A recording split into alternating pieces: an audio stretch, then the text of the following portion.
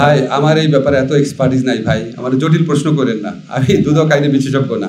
আমার দুইটা কোশ্চেন দিকে আপনাদের কাছে দুদক সংক্রান্ত যে আইনটা সংশোধন হচ্ছে, প্রথমটা যেটা বলছিলেন যে দুদক এখন দেশের বাংলাদেশি কোনো নাগরিক কর্তৃক দেশে কিংবা দেশের বাইরে যেখানে অপরাধ হোক, দুর্নীতির অপরাধ, সেটা অনুসন্ধান করতে হবে। আমরা জানি যে টিউলিপ সিদ্দিকী লন্ডনে একজন বাংলাদেশের কাছ থেকে ওখানে একটি ফ্ল্যাট উপহার পেয়েছেন, যেটি উনি ট্যাক্স আইনে দেখাননি। ট্যাক্স আইনে না দেখানো মানে হলো একটি দুর্নীতি। তো লন্ডনে উনি যে দুর্নীতি করেছেন সেটা এই আইন পাশ হলে সেটা বাংলাদেশের দুদক লন্ডনে গিয়ে অনুসন্ধান করতে পারবে কিনা, এবং পারলেও সেটা কোন প্রক্রিয়া করবে লন্ডনে পুলিশের। ভাই আমার এই ব্যাপারে এত এক্সপার্টিস নাই ভাই, আমার জটিল প্রশ্ন করেন না, আমি দুদক আইনে বিশেষজ্ঞ না। যেটা একটা আরেকটা হলো দুদকের এখন যে আইন আছে, দুদক আপনি দুদক বিটের সাংবাদিক নাকি? জি না, আমি দুদক বিটের সাংবাদিক। আপনি বিজনেস বিটের সাংবাদিক। আচ্ছা বলেন। বিজনেস বিটের সাংবাদিক। জি বলেন। তো এটাই আরেকটা বলেন, দুদকের একটা বড় অভিযোগ হলো দুদক আসলে আসামি তারা অভিযোগ দেয়, তারা বিচার করে, কিন্তু তারা আসলে আসামি ধরতে পারে না, পুলিশের সহায়তা লাগে, পুলিশের সহায়তা তারা পায় না। তো তারা আসলে হাত থাকে সবসময় কাজের ক্ষেত্রে, সম্পূর্ণভাবে করতে পারে না। নতুন আইন যেহেতু হচ্ছে এই বিষয়গুলো অ্যাড্রেস হচ্ছে। Thank you. আসলে আমি এই বিষয়ে অবগত না, আমি বরং আপনি যেটা বললেন আমি আরো বেশি যেটা শুনি যে নানান ধরনের আপনার দুদক অফিসে হাজির হতে বলার মধ্যে দিয়ে নানান ধরনের হয়রানি করা হয় মানুষকে, আবার প্রকৃত অপরাধীকে আপনার যে কোনো কারণে হোক ধরা হয় না, এই ধরনের অভিযোগগুলো শুনেছি। তো এই সমস্ত অভিযোগ আপনার আমলে নেওয়ার জন্য এই অভ্যন্তরীণ জবাবদিহিতা বৃদ্ধি করার প্রয়োজন আমরা অনুভব করছি।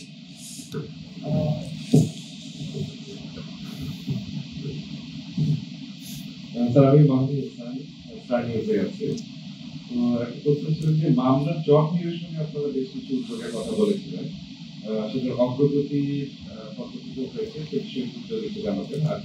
আর বেশ কিছু আইন ও বিচার বিভাগের সংস্কারের অগ্রগতি সেটা কতটা হয়েছে বিস্তারিত বলবেন।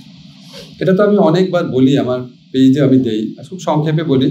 আমরা যে সংস্কারগুলো করেছি, ধরেন এক্ষুনি আমি এটার কোনো ইম্প্যাক্ট এক্ষুনি আমি পাবো না, এটা টাইম লাগবে, কিন্তু যা যা দরকার আপনি জুডিশিয়ারিতে খবর নিয়ে দেখেন, সেখানে মামলার জট কমানোর জন্য যা যা দরকার আমরা যতটুকু জানা আছে আমাদের সমস্ত সংস্কারই আমরা করার চেষ্টা করছি।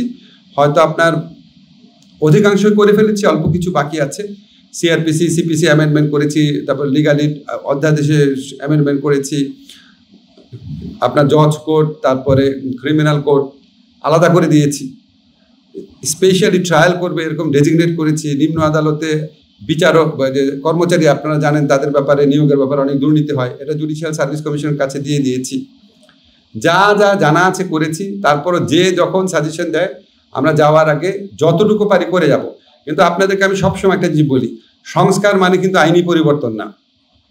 আপনি দেখবেন পৃথিবীতে অনেক দেশে অসাধারণ সব আইন আছে, আমাদের পরিবেশ আইন দেখবেন অসাধারণ আইন, পরিবেশে কী অবস্থা দেখতেই পাচ্ছেন। তো আমরা আইন করে দিয়ে যাব, এখন আইন করে দিয়ে কিছু কিছু প্রাতিষ্ঠানিক সংস্কারও নিব আমাদের অল্প সময় যতটুকু সম্ভব। এখন এটা যদি আপনার সত্যিকার অর্থে পরবর্তীকালে নির্বাচিত যে সরকার আছে ওনারা যদি এই সংস্কার কার্যক্রমকে আন্তরিকভাবে এগিয়ে নিয়ে না যান, তাহলে আমরা কাঙ্ক্ষিত সুফল পাবো না। শেষ। আসসালামু আলাইকুম, আমার নাম স্যার মোস্তফা মল্লিক, আমি চ্যানেলে আছি। স্যার আমার ছোট ছোট দুটো প্রশ্ন। একটি হচ্ছে যে গণপ্রতিনিধিত্ব অধ্যাদেশ যেটা বললেন, আপনি জানেন যে এবার নির্বাচন যেটা হচ্ছে অনেক প্রার্থী থাকবে, কিন্তু প্রত্যেকবারই আমরা দেখি যে নির্বাচনের শেষ দিকে এক প্রার্থীর উপরে যারা প্রভাবশালী দল থাকে তারা আক্রমণ করেন, নানাভাবে প্রচারণাও চালাতে পারেন না। ওই প্রোটেকশনের কথা নিশ্চয়ই এখানে আছে, অথবা ওটা যদি একটু জানাতেন। আরেকটা খুবই প্রাসঙ্গিক প্রশ্ন, কিন্তু আজকের সঙ্গে সেটা নয়, কিন্তু উপদেষ্টা পরিষদের বৈঠক হলো গতকালকে মাননীয় প্রধান উপদেষ্টার সঙ্গে দুটো রাজনৈতিক দলের বৈঠক ছিল, এবং তারা উভয়ই বলেছে যে বর্তমান উপদেষ্টা পরিষদের যারা যারা আছেন তাদের অনেকের বিরুদ্ধে তাদের অভিযোগ আছেন, এবং তারা বলছেন মনে করছেন যে তারা বিশেষ বিশেষ দলের পক্ষপাতিত্ব করেন, যেটা তারা মেনে নিতে পারছেন না। এই বিষয়ে আছে কোনো অবিস্তারিত আলোচনা হয়েছে কিনা? না, এটা নিয়ে আলোচনা হয়নি, আমরা এগুলো তো সিরিয়াসলি নেই না। দুইটা দল বলে নাই ভাই, আপনি ভুল করছেন, তিনটা দলই বলেছে। তিনটা দলই বিভিন্ন, ওনারা কিছুদিন পর পরই এই ধরনের কথা বলেন, কিন্তু আমাদের সবার সাথে ওনাদের এত আন্তরিক সম্পর্ক, আপনি যদি দেখতেন আপনার অবাক হয়ে যেতেন। তা আমরা মনে করি এটা হয়তো হয়তো রাজনৈতিক কৌশলের অংশ, বা হয়তো জেনুইন কনসার্ন আছে। তো আমার কাছে মানে আমরা এগুলি নিয়ে নিজেরা নিজেরা কথা বলে আর ভাবি যে আসলে ওনারা কি বলতে চান। আমাদের উপদেষ্টা পরিষদে যারা আসছেন, প্রধান যে তিনটা স্টেক হোল্ডার আছে, বিএনপি, জামাত, এনসিপি মানে তখনকার ছাত্র নেতারা, ওনারা প্রত্যেকের ব্যাপারে ওনাদের সম্মতি ছিল, এটুকু আমি জানি। প্রত্যেকের ব্যাপারে ওনাদের সম্মতি ছিল, এটুকু আমি জানি।